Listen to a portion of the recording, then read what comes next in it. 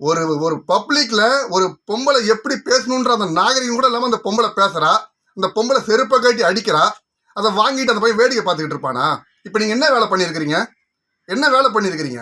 அந்த பையன் மேலே 3 பிரிவில் வழக்கு பதிவு பண்ணுறீங்க, பெண் வன்கொடுமை சட்டத்தில். அப்போ ஆண் வன்கொடுமை அந்த அந்த பொம்பளை மேலே வந்து நீங்கள் எஃப்ஐஆர் ஃபைல் பண்ணீங்களா? அதை பார்க்க வந்த அந்த அம்மாவும் வந்து மயக்கம் போட்டு விழுந்திருக்கிறாங்க. பத்தாவதுக்கு இந்த பொம்பளை ஒரு பேட்டி வேற கொடுக்குறா. நாங்கள் திரும்ப திரும்ப சொல்கிறோம், இந்த ஊடகத்தின் வாயிலாக காவல்துறை வந்து கண்ணியத்தோடு இருக்க கற்றுக்குங்க. புரியுதுங்களா? பப்ளிக்கில் அனாவசியமாக யாரையும் அடிக்காதீங்க. ரெண்டாவது, அந்த பொம்பளை அவ்வளோ அடி அடிக்கிறா, செருப்பை கட்டி அடிக்கிறா, எட்டி உதைக்கிறா. இவெல்லாம் குடும்ப பொம்பளை மாதிரியா இருக்கிறா இவளை பார்த்தாக்க? வணக்கம். என் தாயகம் உறவுகளுக்கு இன்னைக்கு நம்ம இந்த பதிவில் என்ன பார்க்க போகிறோம்னு சொன்னீங்கன்னா, நேற்றைய தினம் சாந்தோமில் ஒரு ஆட்டோ டிரைவர், மக்கள் நீதி மையத்தினுடைய நிர்வாகியான ஸ்னேகா மோகன்தாஸ் அவங்க பேர், அவங்கள வந்து தாக்கியதாக ஒரு புகார். காணொலியில் நீங்கள் எல்லாம் பார்த்துருப்பீங்க.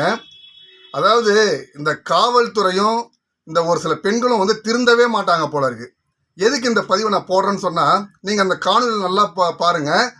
அந்த ஆட்டோ டிரைவர் வந்து அந்த பெண்ணை தாக்குனதா எந்த பதிவுமே இருக்காது, நல்லா புரிஞ்சுக்குங்க. ஆனால் இந்த பெண் தான் அந்த ஆட்டோ டிரைவரை நடு ரோட்டில் செருப்பை கட்டி அடிக்கிறாங்க. நல்லா புரிஞ்சுக்கணும். சுற்றி இருக்கிறவங்கெல்லாம் வேடிக்கை பார்க்குறாங்க, தகாத வார்த்தைகளால் பேசுகிறாங்க. ஒரு பெண்ணுக்குரிய நாகரிகமே இல்லாமல் அநாகரிகமான செயலை அந்த அந்த அம்மா பண்ணிக்கிட்டே இருக்கிறாங்க. ஆனால் அந்த பெண்மணி பேசுறதை பொறுத்துக்க முடியாமல் இந்த ஆட்டோ டிரைவரும் பேசுகிறாரு. ஆனால் அவர் பேசும்போது பக்கத்தில் ஒரு எரும மாடு ஒன்று இருக்குது, கண்ணாடி போட்டுட்டு பார்த்தீங்களா? அந்த எரும மாடு கூட 2 பேர் சேர்ந்து அந்த பையனை தான் அடிக்கிறாங்க. அதாவது அதை தடுக்க வேண்டிய காவல்துறையும் அந்த பெண்மணியை பேசுகிறத வேடிக்கை பார்த்துக்கிட்டு திருப்பி அந்த பையனை தான் அடிக்கிறாங்க. காவல்துறையிட்ட திருப்பி நான் உங்களுக்கு ஒன்று கேட்குறேன், அந்த பையனை அடிக்கிறது உங்களுக்கு உரிமை யார் கொடுத்தது? உங்களுக்கு யார் அந்த உரிமை கொடுத்தது? நான் ஒரு பொம்பளை கம்ப்ளைண்ட் கொடுத்தா நீ உடனே போய் அடிச்சிடுவீங்களா? அவங்க வந்து எந்த கட்சியில் இருக்காங்க தெரியுமா? மக்கள் நீதி மையம். அந்த கட்சி எங்கே இருக்குது முதல்ல? தமிழ்நாட்டில். தமிழ்நாட்டில் எங்கே இருக்குது? ஒரு பப்ளிக்கில் ஒரு பொம்பளை எப்படி பேசணுன்ற அந்த நாகரிகம் கூட இல்லாமல் அந்த பொம்பளை பேசுகிறா. அந்த பொம்பளை செருப்பை கட்டி அடிக்கிறா. அதை வாங்கிட்டு அந்த பையன் வேடிக்கை பார்த்துக்கிட்டு இருப்பானா? இப்போ நீங்கள் என்ன வேலை பண்ணியிருக்கிறீங்க? என்ன வேலை பண்ணியிருக்கிறீங்க? அந்த பையன் மேலே 3 பிரிவில் வழக்கு பதிவு பண்ணுறீங்க, பெண் வன்கொடுமை சட்டத்தில். அப்போ ஆண் வன்கொடுமை அந்த அந்த பொம்பளை மேலே வந்து நீங்கள் எஃப்ஐஆர் ஃபைல் பண்ணீங்களா? அதை பார்க்க வந்த அந்த அம்மாவும் வந்து மயக்கம் போட்டு விழுந்திருக்கிறாங்க. பத்தாவதுக்கு இந்த பொம்பளை ஒரு பேட்டி வேற கொடுக்குறா. நாங்கள் திரும்ப திரும்ப சொல்கிறோம், இந்த ஊடகத்தின் வாயிலாக காவல்துறை வந்து கண்ணியத்தோடு இருக்க கற்றுக்குங்க. புரியுதுங்களா? பப்ளிக்கில் அனாவசியமாக யாரையும் அடிக்காதீங்க. ரெண்டாவது, அந்த பொம்பளை அவ்வளோ அடி அடிக்கிறா, செருப்பை கட்டி அடிக்கிறா, எட்டி உதைக்கிறா. இவெல்லாம் குடும்ப பொம்பளை மாதிரியா இருக்கிறா இவளை பார்த்தாக்க? குடும்ப பொம்பளையாங்க இவன்? முதல்ல இல்லாத ஒரு கட்சிக்கு ஒரு நிர்வாகி சொல்லுங்க.